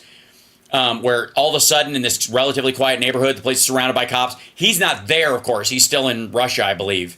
He split. But this guy worked for Trump. He was an advisor to Trump during the presidential campaign in 2016. He was a direct tie. This isn't even a fucking question. This guy who was is a Russian agent, was working for the Trump campaign in 2016 and continued to advise them during the presidency and arguably since. And then once he got wind that they were finally catching on to him, God knows how, he beat feet and got out of town before they were able to catch him. You know, and obviously Ritter tried to do that, but as he was flying to that economic conference in St. Petersburg, they stopped him at the airport and seized his passport. He was trying to do the same fucking thing. Ritter was trying to bug out to Russia just like Symes did. Now the question is, who's giving them the heads up that the raid is coming?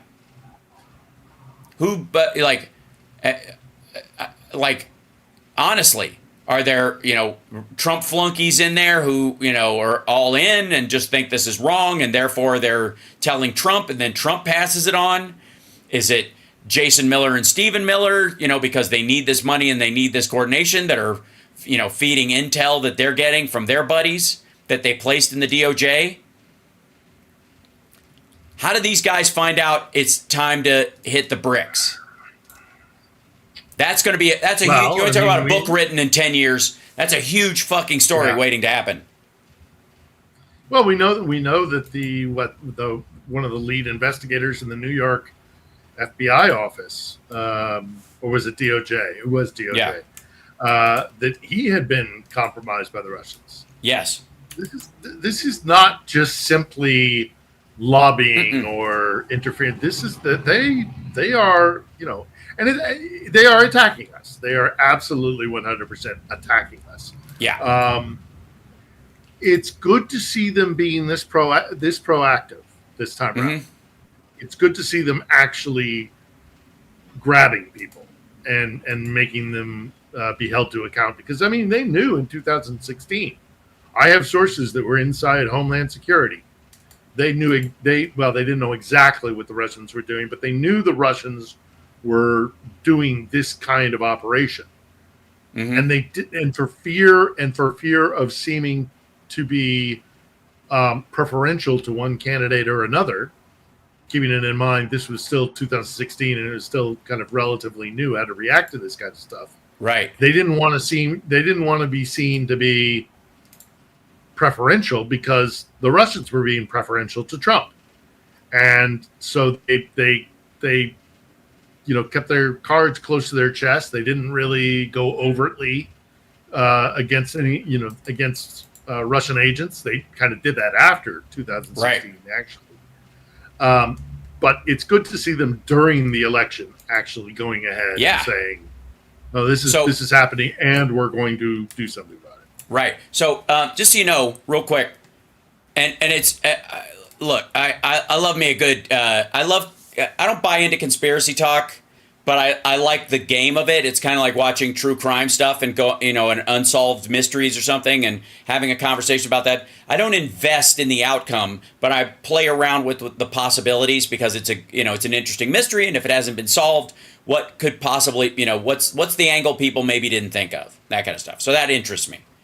It does seem hinky to me that both Dimitri Symes and Scott Ritter were both fleeing the country to go to this St. Petersburg Economic Forum that Russia put on, which, by the way, was supposed to have 148 countries. 12 showed up, and it was bullshit. It was just literally just blather about BRICS and shit that was never going to happen. Like, it's goofy. Like, that's the one where people were, like, ignoring Putin when he came, and, like, it's just lame. So, agents of the FBI raided and searched the Virginia home of this guy, Dimitri Symes, a prominent political commentator and author who hosts a current affairs program on Russia's state-run channel One Television. The newspaper Rappahannock News reported on August 16th. This is just recent.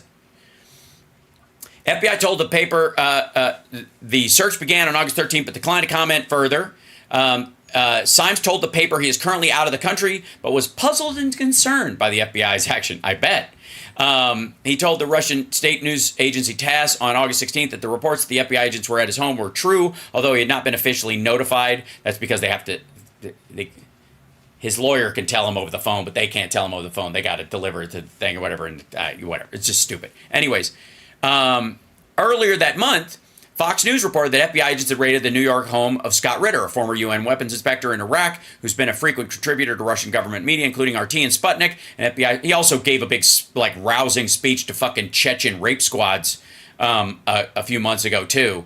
So he was literally there, like, giving coach speeches to murderers. Like, creepy as shit. Bad Russian.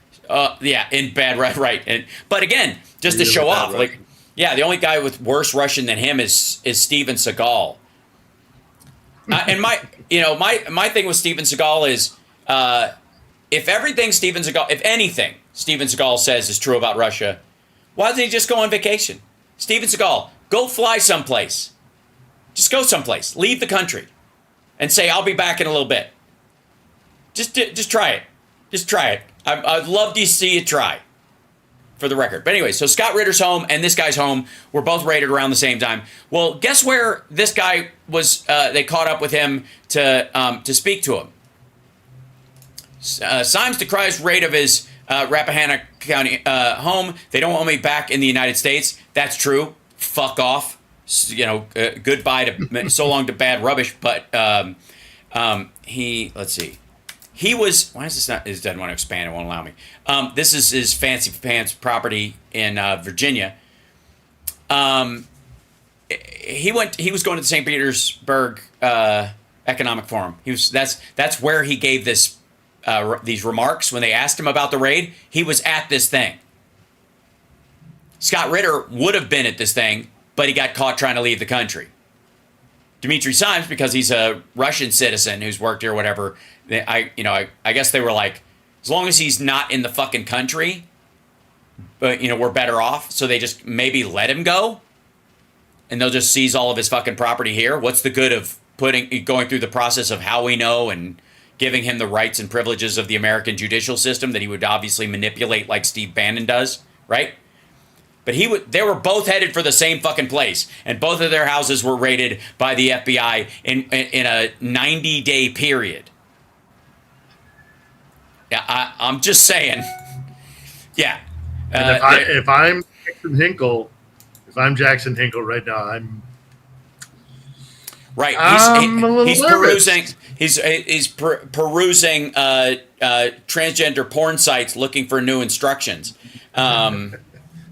When I was 24 years old, I did not rock around in bespoke 3-piece suits.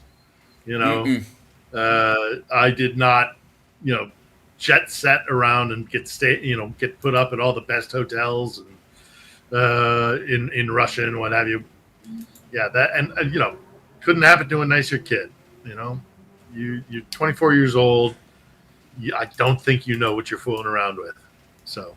Yeah. Also, I would like to say Dimitri Symes is also the president of the Nixon Center, and of course. And there's and he runs a website called The National Interest. That would be this guy right here, which is oh God, right? Such a terrible site, right?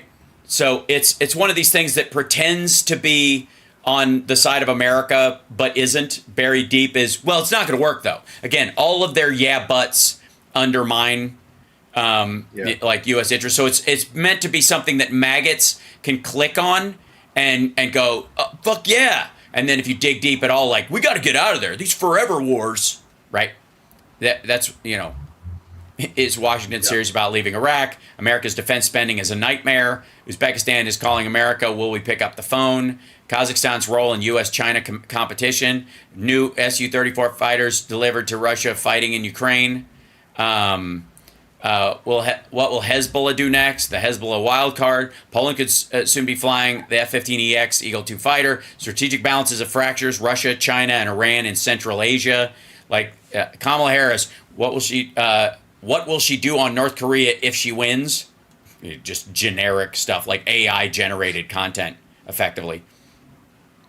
But this is that guy's website, along with again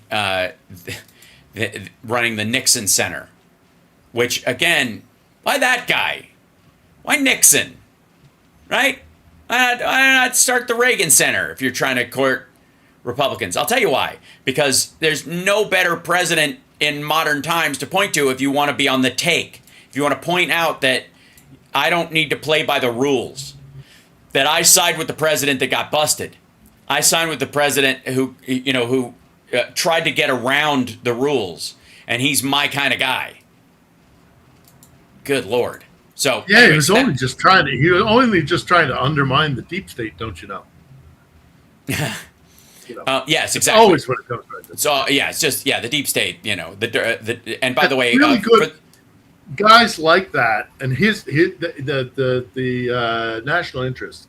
I saw an article by them recently, and was foolish enough to read through it.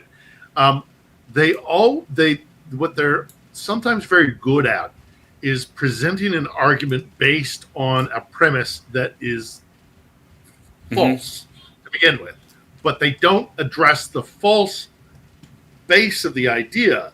Right. They just we all know, of course, that Ukraine is bound to win, is bound to lose this war, right? So how will America's foreign policy change following the collapse of Ukraine? It's like, well, no. Who said that Ukraine is destined to collapse? Right. Right. Planting so seeds. They skip beyond the first point that they should have to prove in order to go on to the point that their article, in quotation marks, is about. So they base it. It is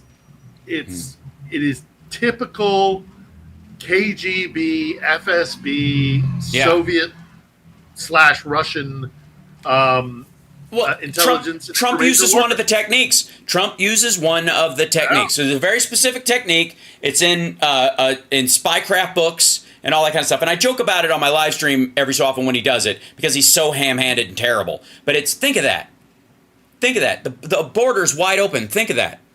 They're letting people in that are murdering everybody. Think of that. It's a trick. It's a fucking verbal trick. It's like soft passive hypnosis. It's very effective. It's more effective than people recognize. It's the same shit as like if you're talking to somebody and they cross their arms, you cross your arms exactly mirror to what they do. So if they're right over left, you do left over right. So that they see themselves mirrored and it makes them feel comfortable. If they move their left arm, you move your right arm so that it matches what they're doing. So they feel like they're mirrored and it's like I'm looking in a mirror. Like that trick's been around forever. And the same thing is true. Think of that. Like Hal Sparks' mornings Megaworldwide, greatest live stream that's ever occurred. Think of that. Think of what it's like to have this live stream be the greatest live stream that's ever occurred and the most popular. Think of that. Like, it seems stupid. It seems like, what, you some kind of Jedi or something? Your magic no work around here, Jedi. Right? Like, you almost have like a Jabba the Hutt reaction to it,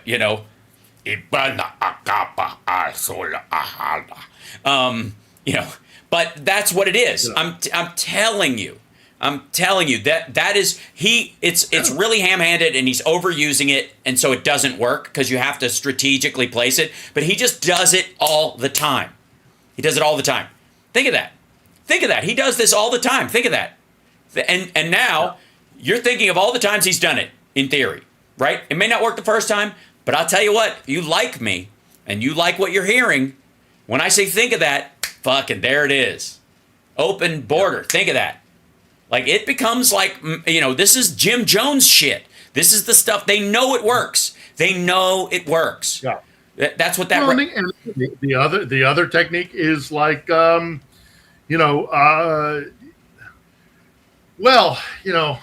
obviously when the big one happens and California falls into the sea, we're going to have to make plans with what to do with Nevada. So we better start talking about this Nevada plan really darn quick, because I think it's really, really, and it's like no, wait a minute, go back to the California's going to fall into the sea premise.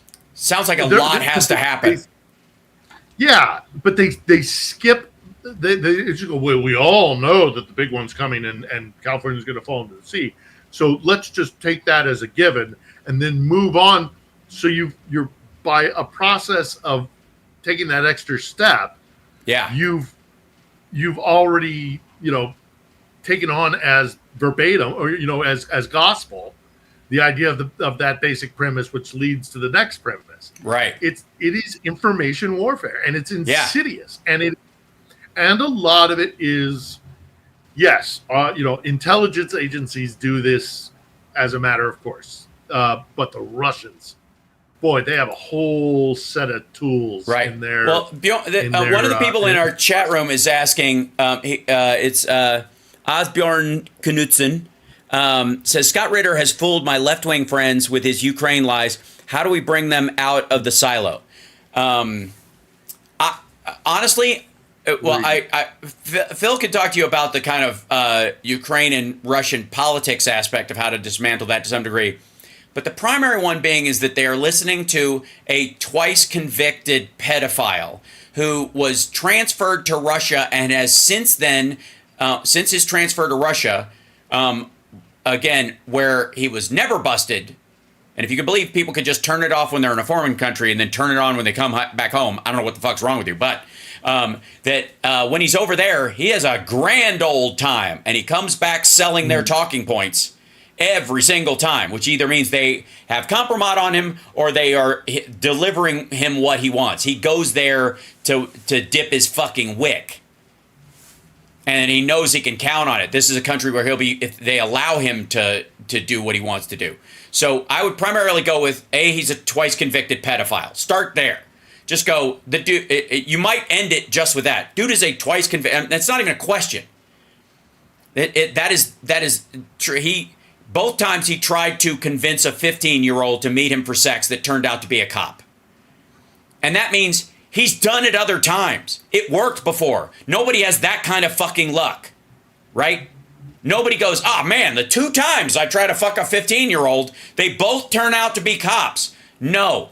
And how long did he have game where he thought it would fucking work before he felt free enough where he was a little lazy with checking out, I guess, the numbers he was using or the contact where he got busted, right? So let's just start there. Secondly, where do we even start to unpack? How about he's been wrong about everything so far? Yeah. They didn't fall in 3 days. Yes, yeah. I mean, he's been wrong throughout this entire war, and I don't know if this would work or not, but for all of his criticisms of American empire, quote unquote, when has he ever said boo about Russian empire? Right. He never does. He'll call out American empire. He'll call out Western empire, whether it's the Brits or what have you. Right. But he never seems to be critical of Russian empire. And to deny that Russia has an empire and is actually very comfortable with the concept of empire, right, would make me question his sincerity. Say what you want about the empires of the West, British, French, German, American, what have you. We're really uncomfortable with empire. We don't like it. Nope. Especially, I would argue, Americans above all other former empires. Yeah, French still have outposts in Africa. Still are unwinding themselves from fucking the Brits Congo still and have the Commonwealth, Central African Republic. Yeah, the Brits still have those Commonwealths and stuff. The United States doesn't have that. We have a couple of territories, but even then, we provide more to them than we extract. We don't have them. They're not mining facilities for us. They're not places where we abscond with the fucking gold or any of that shit. Puerto Rico, for all it deserves to be a state, I believe, as do the Virgin Islands. The U.S. Virgin Islands are not want for resources when the time comes. You know what I mean? They don't have representation like the rest of the states do. But even when Trump was president, when Puerto Rico got hit, we still supported them, right? Almost as if they were a state. There's no difference between that and the response to Florida, except that Trump was a dick and was throwing paper towels and making a show of it because he was so slow with it.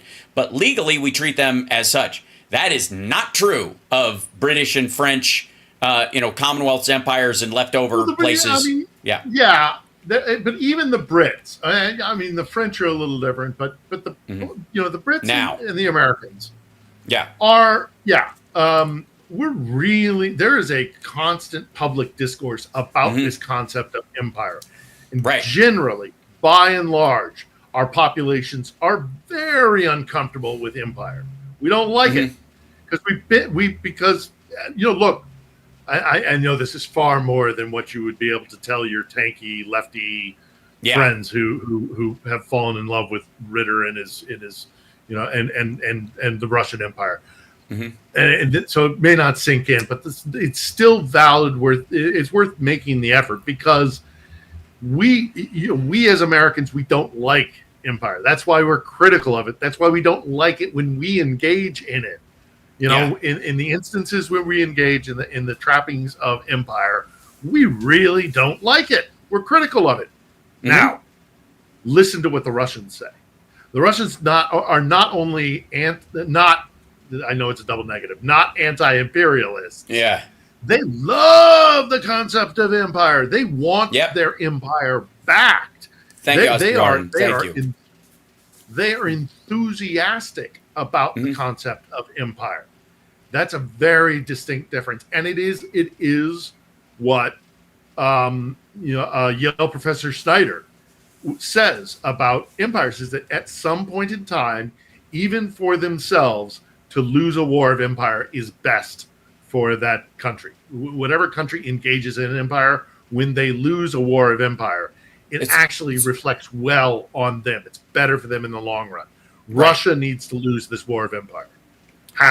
Ritter, by attacking American empire but turning a blind eye to Russian empire, is showing what a liar and a disingenuous person he is. His arguments are not about the situation. His arguments are solely, I'm angry at America because I don't like it what they're doing. This whole empire stuff. We've talked about this. Yeah, we've also talked about the fact that I think our friend Osbjorn is saying, thanks, Hal. I totally agree. My friend has really gotten shafted by the American dream and wants someone to blame. He's a destitute old man with no life prospect. Russian psyops got him, even if he's a progressive pot smoker. There's sort of a residual pro-USSR thing that hangs around in people, that they thought that Russia, communism never got its shot because Reagan blew it up and fucked it up. Instead of, it was never really what was going on there any more than communism is what's happening in China or North Korea right now. But I will say there are a couple other things about the idea of American empire versus what Russian does for his empire. If you'll notice, Germany and Japan both lost the war to America. Unconditional surrenders on the starkest terms. Germany still speaks German and has German culture. Japan still speaks Japanese and has Japanese culture. That is, look at how Russia is attacking Ukraine. We need to wipe Ukraine off the map. We don't want anybody speaking Ukraine. There is no such thing as a Ukrainian. They need to be speaking Russian. They believe this about every place. Georgia, Chechnya, they all roll in there, make everybody speak their language, overlay their ideas on top of it, and take the resources at the same time. America, for much as Donald Trump wants it, and here's another example. We kicked Donald Trump out of office because fuck that guy. But one of the big reasons we did it, that much as people don't want to admit it, besides his failures on COVID and how he was shitting the bed, was that he started doing this whole thing about, if we're going to go into Iraq, we should keep the oil. We should keep the oil. I told them, if we're going to the victor goes the spoils. We should go. Okay, first of all, that's a war crime. That, you want to talk about imperialism? That's what that is. And we, the Americans, kick that motherfucker to the curb. And other people who want him back in office, that's not what they're asking for. That's him. And where did he get that from? He got it from Vladimir Putin. He got it from Xi Jinping. He got it from Kim Jong-un. Because that's how they operate. Mm-hmm. So I think there's a couple of tools there, hopefully, and you can always just send him to watch our show. Watch the show. That'll help. I promise. It'll annoy him at first, and he'll get very mad, and he'll probably type some shitty things at me, but I'm fine with that. It's okay. As I'm sure, as much as he's mad about that stuff, he hasn't gone full maggot in that regard. He is buying Ritter's bullshit. Probably watches a lot of Jimmy Dore. And look, that's the media equivalent of hypoxia. So I get it. It's like denying the brain oxygen. So and we're almost at the tail end, but I'll remind everybody, On the Edge is Phil's podcast as well. Every Sunday, new episode. Yes? Sunday, new episode. Just filmed it today. Excellent. It's with a Ukrainian chef who cut his teeth in the very competitive restaurants in Los Angeles. When Ukraine was attacked, he came back here to use his skills as a restaurateur, hospitality area, putting out, and he used to do like venues for the Bruins, and he would go to sporting events and feed thousands of people and stuff. So he took that skill, brought it back here, and is now feeding Ukrainian soldiers.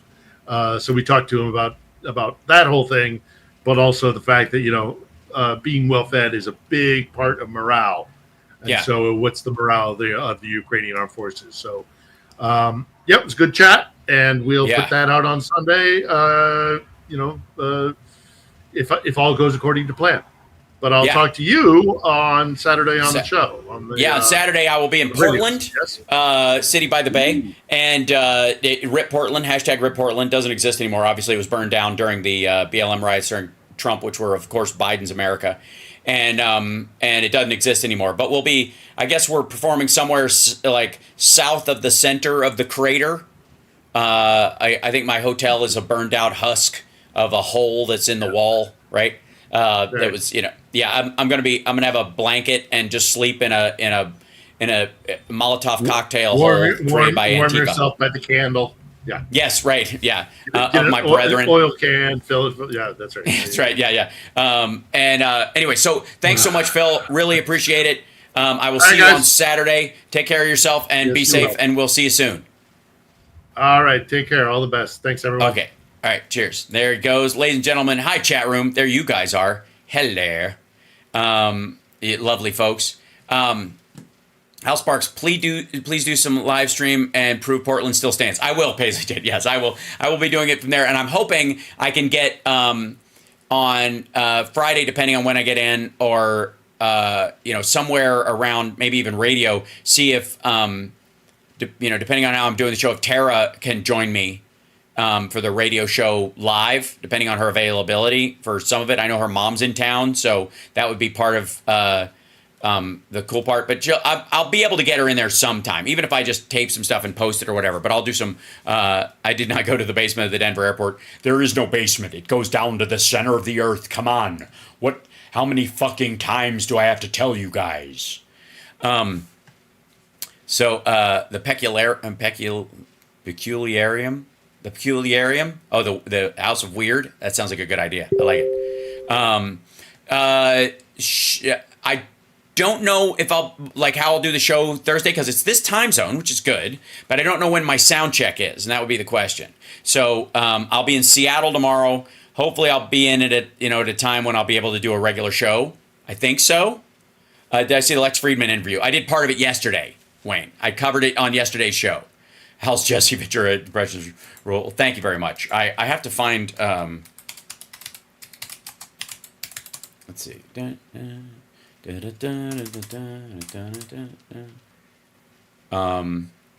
I had for the longest time I had a really great mustache for him, and then it just vanished. It just wasn't available anymore. It just makes me sad that I can't find that thing anymore. So. Yeah, maybe it's just in the bald stuff. Maybe that's it. I don't know. It's hard to find because a lot of these things got purged. Maybe this might be it. Or is this the stiff one? I can't remember. Come on, goddammit. Yeah, this is the one that just sticks to my face. The other one waved around. It had fucking physics. I prefer that one. This one will work in a pinch, but goddammit. The other one was better. I hope I live long enough to see a female president. This woman's got it together. Donald Trump is a fucking pig. I'm just letting you know. And here's the thing. It's not like you don't fucking know, because you absolutely do. So knock it the fuck off. I'm just saying. Come on. All right, we'll keep this mustache for later, but if I find the other one that wags around, god damn it, I'm going to use it. And maybe, you know what? I probably left it in the basement underground lair of the Denver airport. That's what happens when I take the escalator instead of the super ladder. My own goddamn fault. Shit. Anyways, I love you guys. I'll see you later on for this afternoon. I got to go check in on for my flights tomorrow so they don't take me past the hole in Antarctica that leads to Agartha. I don't need to live in an upside down world with fucking King Kong again for 9 months. Christ, people thought I was in Baja smoking weed, and I'm in this hollow earth area trying to yodel, and the echo was fucking killing me. I gotta tell you. Shit. It's almost it's a mustache miracle. Fuck off, it is not. Later. See you guys. Don't forget to like and goddamn subscribe. Hey, Bjorn, what did you say there? Let's kick Trump in his Uranus and make Tim Walz and Kamala the leaders of the free world. Vote blue everywhere. Well, thanks very much for your attempted manipulation of the goddamn American electorate, you foreigner bastard. What are you trying to do? Get us locked up? Shit, I'd have said that anyways. Thanks, though. Greatly support. Thanks. Appreciate the support. Means a lot. Eventually, I'll be able to afford a moving mustache, which is, by the way, a euphemism for a sex act. I don't have to explain it to you, but basically,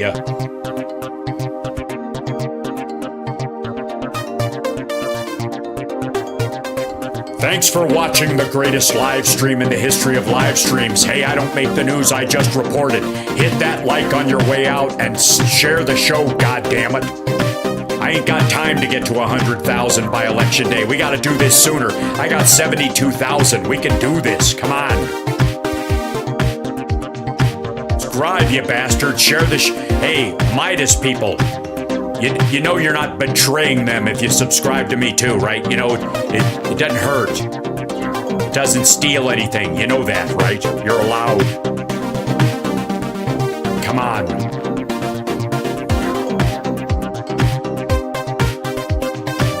Also, thank you very much, Paisley Jane, for the Fu Manchu. Love it. And, appreciate that. Thank you very much. And Sarah Greenblatt also for that super chat. Very much. Thank you very much. Very helpful today. Thank you for such a great show. Thanks to the Major and to Philip for joining us today. Fantastic. All right. So, have a beautiful day. See you this afternoon. Much love. And remember, wherever you go, there you are.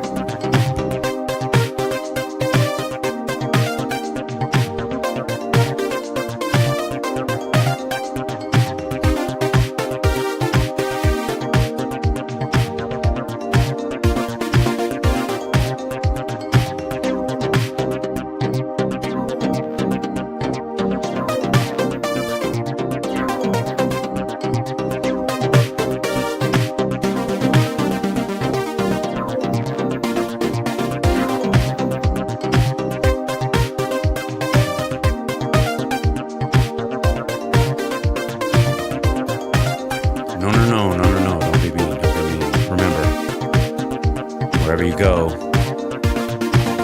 there you are.